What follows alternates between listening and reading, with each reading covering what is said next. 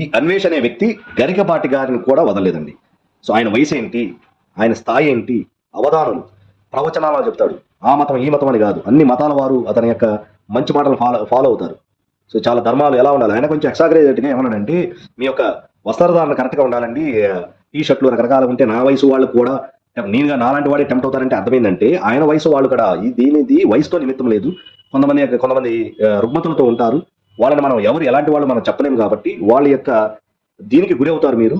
కాబట్టి అలాంటివి వేసుకోకుండా ఉంటే పబ్లిక్ లోకి వచ్చేటప్పుడు మీరు ఇంట్లో వేసుకోండి, లేదంటే సినిమా షూటింగ్ లో వేసుకోండి, మీ యొక్క షూట్స్ లో మీరు మోడలింగ్ చేస్తూ ఉంటారు కదా రకరకాల డ్రెస్సులు వేసుకొని, సో అక్కడ మీరు ఎలా అయినా తిప్పలు పడండి, కానీ పబ్లిక్ లోకి వచ్చేటప్పుడు అలా వేసుకోకుండా ఉండండి అని ఆయన వేరే విధంగా చెప్పాడు. ఆయన మీద ఆయన చెప్పుకుంటూ చెప్పాడు, కానీ నేను అనే ఉద్దేశం కాదు, అక్కడ నా అంత వయసు ఉన్న వాళ్ళు కూడా అలా మారొచ్చు అనే ఉద్దేశంతో చెప్పారు. దాన్ని పట్టుకొని ఈయన ఆయన కూడా ఈ గోస్తా అనడం చాలా చాలా తప్పు. ఇది క్షమించరాని తప్పు.